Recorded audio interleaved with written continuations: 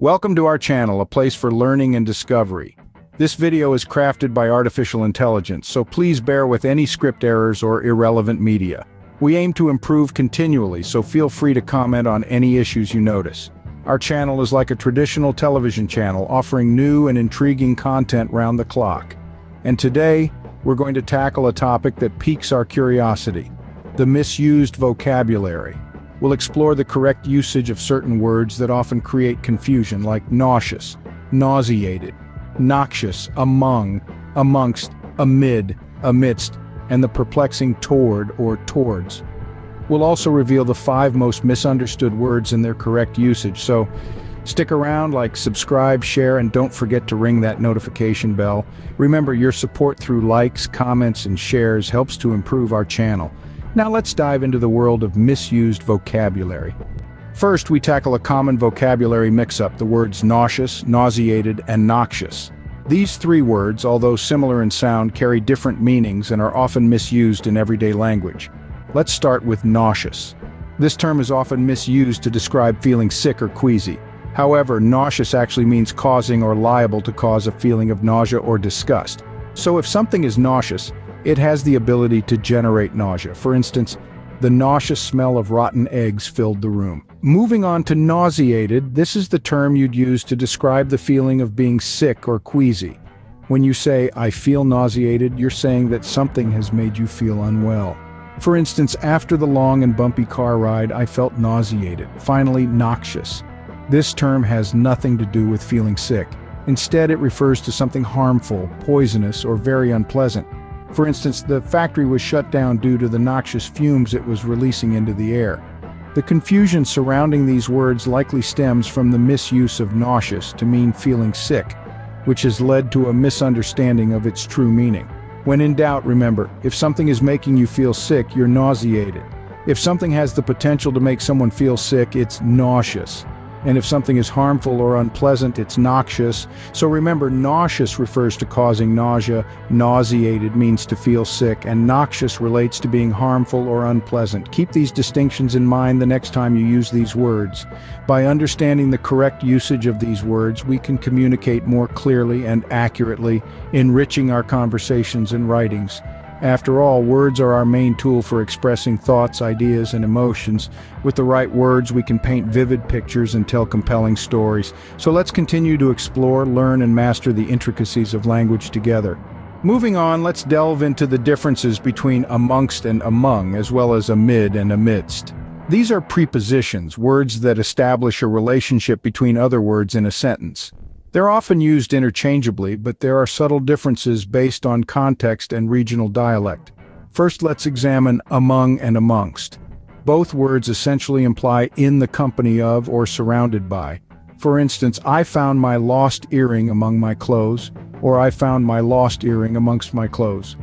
Both sentences are accurate, but the usage of among or amongst can depend on the region.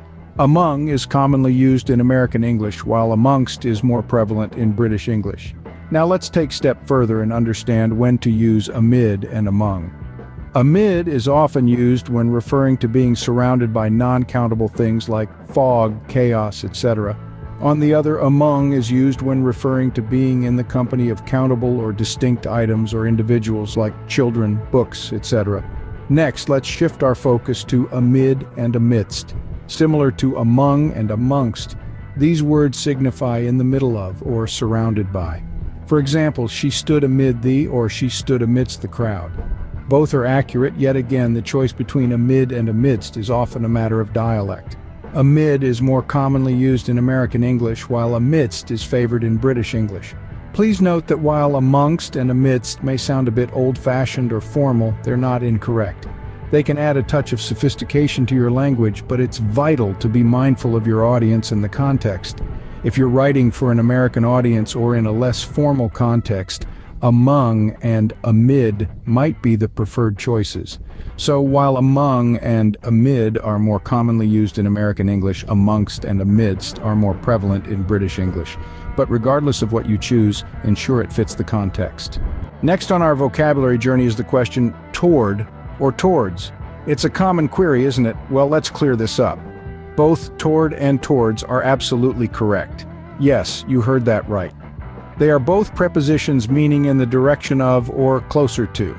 The difference, however, lies within regional dialects. In American English, toward is more commonly used. So, if you're in New York or Los Angeles, you might say, I am heading toward the theater. But cross the Atlantic and you'll find that towards is used more frequently in British English. So in London or Edinburgh, you might hear, I am heading towards the theater. It's all about the context and the audience you're addressing. But remember, neither is incorrect, so whether you use toward or towards, both are correct. Just keep in mind where you are and who you're speaking to. Finally, let's reveal the 5 most misunderstood and misused words in the English language. It's essential to understand these words properly to polish your communication skills and avoid any misunderstandings. So, without further ado, let's dive right in. First on our list is literally. Now, this word is often used for emphasis, but its true meaning is in a literal or exact sense. So when you say, I was literally dying of laughter, it implies you were actually close to death. Which of course is not what you mean. Instead, consider saying, I was laughing so hard it hurt, to convey the same sentiment without misusing literally. Next up is ironic. Often confused with coincidental or unfortunate, ironic refers to a situation that's the opposite of what one might expect. For instance, a traffic cop getting a parking ticket is ironic, not just unfortunate or coincidental. Our third contender is irregardless. Guess what? It's not even a real word. The correct term is regardless, meaning despite everything. Adding the IR prefix doesn't change the meaning, it just adds unnecessary letters and confusion. The fourth word is peruse. Contrary to popular belief, peruse doesn't mean to skim or glance over something. It means to read or examine something carefully or thoroughly. So if you're perusing a book, you're reading it attentively, not just flipping through the pages. Lastly, we have enormity. Often mistaken to mean huge or enormous, enormity actually refers to the extreme scale, seriousness, or extent of something bad or morally wrong. So a natural disaster might have enormity, not just because it's big, but because of the extensive damage and suffering it causes. Understanding the correct usage of these words can greatly enhance your communication skills. Keep practicing and you'll master them in no time. That concludes our exploration of some commonly misused words in the English language. We've navigated the subtle nuances between nauseous, nauseated, and noxious, untangled the intricacies of amongst versus among and amid versus amidst, and settled the debate on whether it's toward or towards. We also dived into the 5 most misused words, shedding light on their correct usage. Engaging with our content by liking, subscribing, and sharing helps us continue to bring you these enlightening discussions. There are promotional links in the description that offer a way to support us too. Every click counts and contributes to the vitality of our channel. Remember to like, subscribe, share, and click the notification bell. Your interaction propels us forward. And while you're here, why not check out American Northwest Aviation and American Northwest Ventures?